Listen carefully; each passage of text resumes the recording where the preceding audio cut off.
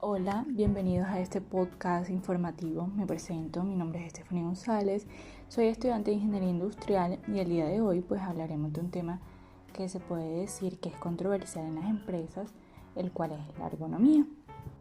Claramente todas las empresas buscan aumentar su productividad y la calidad de eso que producen sin tomar muy en cuenta las condiciones en las que los trabajadores laboran.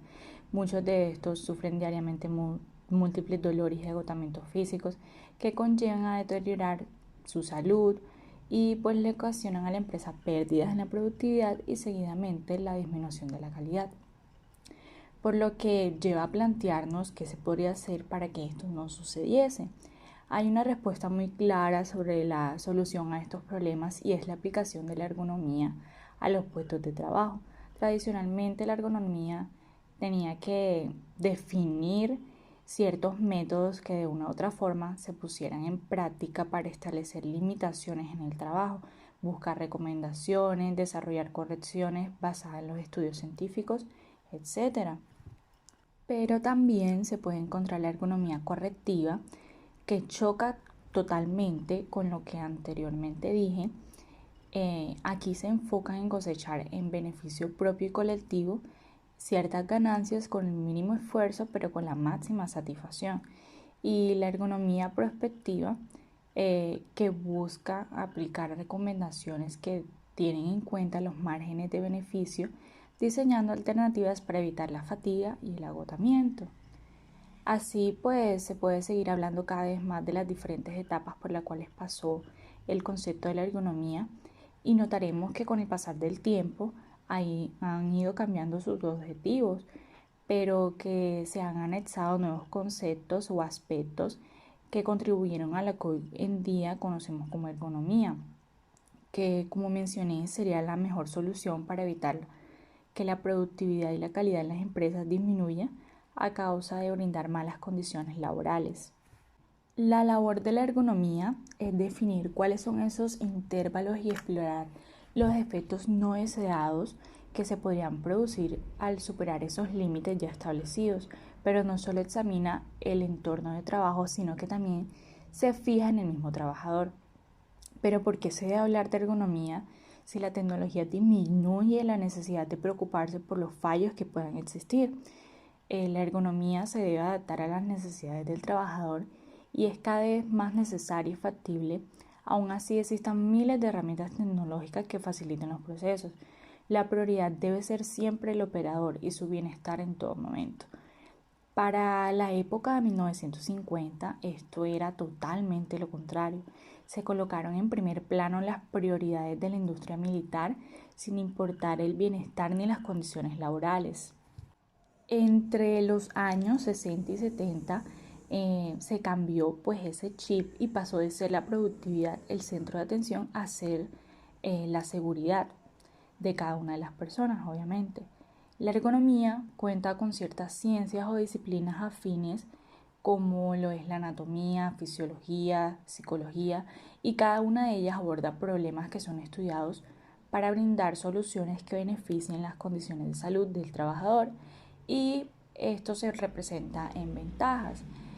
Algunas ventajas se pueden ver reflejadas en lo que es la productividad, calidad, seguridad, salud, fiabilidad, satisfacción con el trabajo y desarrollo personal. Realmente todas son importantes, pero las empresas antes de pensar en productividad y calidad deberían pensar en la seguridad y la salud. Es porque los primeros dos aspectos son los que le generan a ellos ganancias y utilidades. Pero una empresa no puede conformarse sin el talento humano, obviamente. Ellos deben garantizar que el entorno de trabajo sea armonioso, que las actividades del trabajador sean acordes a sus capacidades y habilidades. Deben tratar de disminuir los accidentes o lesiones, hacerle sentir que es valorado en la empresa, que es una persona y que no es un robot, que las actividades que realiza, sus responsabilidades, valores, etcétera, sí importan, que sus pensamientos sí importan. Y todo esto se debe hacer con el fin de que el operador humano eh, rinda mucho más en su trabajo. Y para que el trabajador rinda en su trabajo, se deben tener en cuenta las circunstancias y cómo se sienta desenvolviéndose en el entorno. Por lo anterior, es que se hacen análisis de actividades, tareas y sistemas de trabajo que permiten desarrollar mejores o mejorías en las tareas para poder así dirigir intervenciones. Cada uno de los análisis que se realicen son importantes y cuentan con ciertas características como el contexto en donde se describe lo que el trabajador hace o debería hacer. También se tiene que tener en cuenta la naturaleza del sector económico, de la empresa, pues el tipo de producción o servicio que está brindando, la ubicación geográfica, entre otros aspectos. Ya que todas las tareas en las diversas empresas, sea cual sea su razón social, no se ejecutan de la misma forma, la organización del trabajo depende de la filosofía de la empresa y ahí entran factores como las habilidades que debe poseer el trabajador para el puesto, su edad, la experiencia, etc. Y pues pasamos a hablar entonces de esos análisis de actividades, tareas y sistemas de trabajo que se despliegan varios instrumentos, unos más completos que otros para hacer los estudios como la técnica del incidente crítico, análisis de la tarea cognitiva, modelo cognitivo de Rasmussen y teoría del control óptimo. Todos tienen sus particularidades y enfoques distintos, pero se enfocan tanto en la tarea como en la forma en que el hombre realiza la misma. Se pueden centrar en ver las dificultades, identificar los incidentes, comprender la complejidad de la tarea, observar por qué se cometen errores, etc., que a la larga esos análisis se hacen beneficiosos para la productividad y calidad. Por otro lado, las actividades se pueden estudiar de formas distintas, por lo que Farbech estableció 4. La primera es el análisis de gestos y posturas, donde se observan los tipos de acciones y su repetición, la adquisición de información que se hace mediante observación directa o por cámaras, los términos de regulación en donde se mira cómo el operario responde a un ajuste de la tarea y por último los procesos de pensamiento que consideran cómo se comporta el trabajador al momento de desarrollar actividades en donde se debe razonar mucho más. Todos estos análisis son totalmente válidos e incluso proporcionan información relevante que de pronto otros análisis no hacen, ya sea porque esos otros no sean realizados con espontaneidad, arrojando valores o datos incorrectos. Y esos estudios deberían centrarse en el trabajo individual o en el trabajo colectivo, pues porque toda empresa es primordial que exista una cooperación entre todos los miembros para lograr encontrar un equilibrio y de ahí se hace una distribución del trabajo dependiendo de los trabajadores y máquinas con las que contemos y para esto se deben centrar en 3 aspectos demasiado importantes como lo son la estructura, la naturaleza de los intercambios y la habilidad estructural. En lo personal, considero que este último aspecto es mucho más fundamental ya que se tiene en cuenta la influencia de los factores contextuales en la configuración del trabajo. También se toma muy en cuenta la comunicación, los parámetros para el trabajo, los actores ideales para el mismo, etc. Y ahora pasando a un tema más técnico, se encuentra la normalización en donde se crearon los primeros comités a nivel nacional e internacional a eso de los años 70. Posteriormente se fundó la ISO, que todos conocemos, hacemos uso y estudio de algunas de las normas establecidas por la Organización Internacional de Normalización, que es la ISO, pero también se encuentra el CEN, que es el Comité Europeo de Normalización. La tarea de definir tanto principios como hallazgos que se deberían aplicar debe ser asumida por los comités de normalización. Esto contribuye a armonizar y equipar las condiciones de seguridad en ciertas tareas.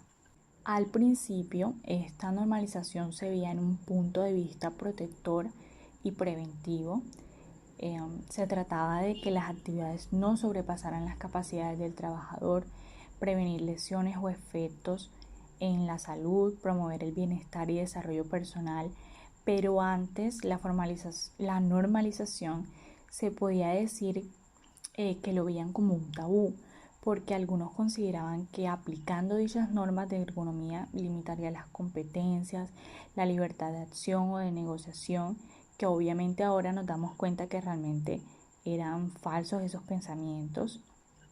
La ergonomía y su normalización no es un limitante ni un freno para las empresas. Con la ISO 6385, que describe los principios ergonómicos en el diseño de los sistemas de trabajo, se logra establecer los conceptos básicos y principios para el diseño de tareas, herramientas y maquinaria, pero también existen las normas CEM que se dividen en tipo A, B y C. En esta se describen las normas básicas para todo tipo de aplicación, en la norma B para un área de aplicación en específico y en la norma C o en el tipo C para una clase de maquinaria específica. Para esa elaboración de normas existen muchísimos comités y subcomités que se encargan de toda la parte de normalización, que si me pondría pues a describir algunos de estos no acabaría. Resumiendo, el comité realiza la propuesta con un borrador de trabajo y se somete a una votación formal. En las normas ISO, la regla para este tema de votos o de votación es que un país es un voto y que las normas internacionales se convierten en nacionales si los comités nacionales votan a favor. Todo lo contrario en las normas europeas, ya que necesariamente deben convertirse en normas nacionales. Las ISO y la CEM trabajan en conjunto, realizaron un acuerdo que es el Acuerdo de Viena, en donde pactan que la CEM debe centrarse en normas relacionadas con la maquinaria y seguridad y las ISO en áreas como el ambiente u organización del trabajo. Todo esto con el fin de que no se repitan normas y que se vaya a generar confusión. Algunos campos que pueden tratar son la carga mental, antropometría y biomecánica, cambios tecnológicos, afectaciones sociales, salas de control, señales visuales, auditivas, entre otros. Y pues el último tema a tratar son las listas de comprobación y cuestionarios, que son los medios más comunes para elaborar bases de datos con el fin de priorizar los planes de acción en áreas y asignación de personal. Para mi concepto, algunos diseños de estos cuestionarios o listas son muy tediosos de llenar, por lo que hay que ser dedicados para no cometer errores a la hora de contestarlos.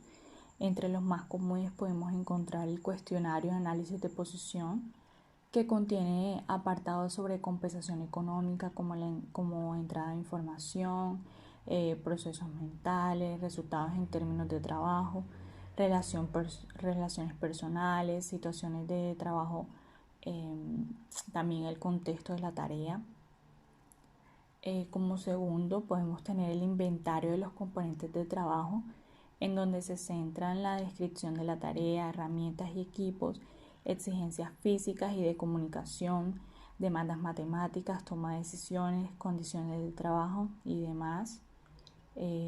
Otro sería el perfil de área, que consta de ciertas variables como el diseño del puesto, ambiente físico, factores de carga física, relaciones, autonomía en el trabajo, repetitividad de la tarea, entre otros. Y pues se puede evaluar seleccionando desde satisfactorio hasta muy deficiente.